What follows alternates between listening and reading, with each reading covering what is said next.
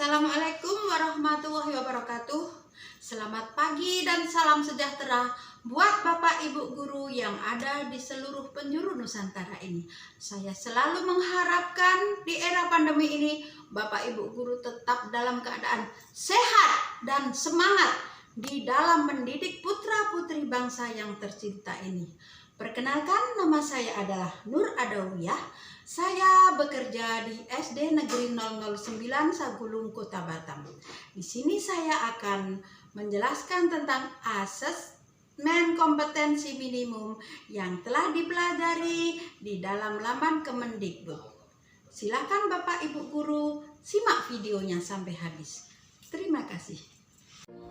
Guru belajar, sesi asesmen kompetensi minimum untuk tingkat sekolah dasar. 3 tahapan guru seri belajar AKM. Yang pertama ialah orientasi, yang kedua BIMTEK, kemudian yang terakhir ialah pengimbasan.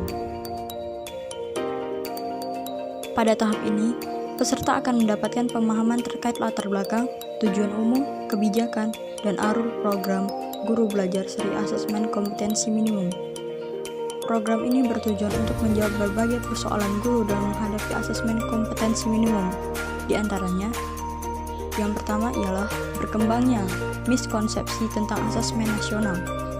Yang kedua, adanya malpraktik pembelajaran dalam melakukan persiapan menghadapi asesmen nasional.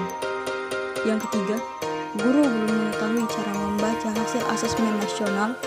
Dan yang terakhir ialah guru belum memahami bagaimana menindaklanjuti hasil asesmen nasional. Asesmen nasional perlu dilakukan untuk meningkatkan mutu pendidikan. Pertanyaannya, mutu pendidikan seperti apa yang diharapkan? Apakah mutu pendidikan dapat dilihat dari hasil ujian nasional saja seperti yang selama ini terjadi? Peningkatan mutu sistem pendidikan tidak hanya berorientasi pada pencapaian siswa dalam menguasai materi pelajaran dan nilai ujian akhir, apapun sebutannya. Keberhasilan sistem pendidikan lebih difokuskan pada pencapaian kompetensi siswa yang meliputi pengetahuan, keterampilan, dan sikap. Latar belakang dan kebijakan asesmen nasional.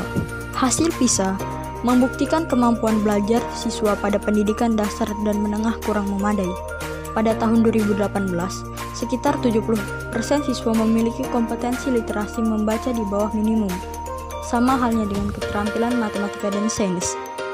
71% siswa berada di bawah kompetensi minimum untuk matematika dan 60% siswa di bawah kompetensi minimum untuk keterampilan sains. Kondisi ini menyebabkan Indonesia menjadi salah satu negara yang konsisten dengan peringkat hasil PISA yang terendah. Menanggapi kondisi tersebut, reformasi asesmen diperlukan guna mendorong peningkatan kualitas pembelajaran. Untuk itu, pada tahun 2021 mendatang, asesmen nasional akan resmi diterapkan oleh Kementerian Pendidikan dan Kebudayaan dan ujian nasional sudah tidak lagi diberlakukan. Kebijakan ini ditetapkan berdasarkan hasil koordinasi Kementerian Pendidikan dan Kebudayaan dengan sejumlah dinas dan lembaga terkait. Dalam hal ini, asesmen nasional diterapkan untuk mengevaluasi kinerja dan mutu sistem pendidikan. Nantinya, hasil asesmen nasional tidak memiliki konsekuensi apapun pada pencapaian proses belajar siswa, namun memberikan umpan balik dan tindak lanjut pembelajaran dan kompetensi siswa. Kecakapan hidup abad 21 dan profil karakter pelajar Pancasila.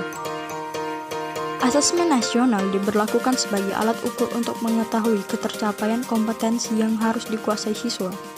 Asesmen nasional tidak hanya memotret hasil belajar kognitif siswa, sebagai yang terjadi dalam ujian nasional, namun juga memotret hasil belajar sosial emosional.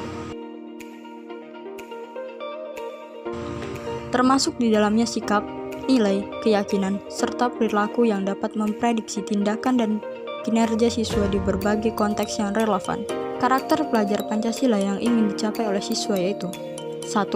Beriman dan bertakwa kepada Tuhan Yang Maha Esa serta berakhlak mulia. 2. Berkebinekaan global. 3. Mandiri. 4. Bernalar kritis. 5. Kreatif. 6. Gotong royong. BIMTEK.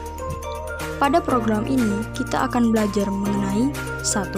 Konsep asesmen nasional untuk peningkatan kualitas pembelajaran. 2. Teknis pelaksanaan asesmen nasional. 3. butir soal asesmen literasi membaca tingkat SD.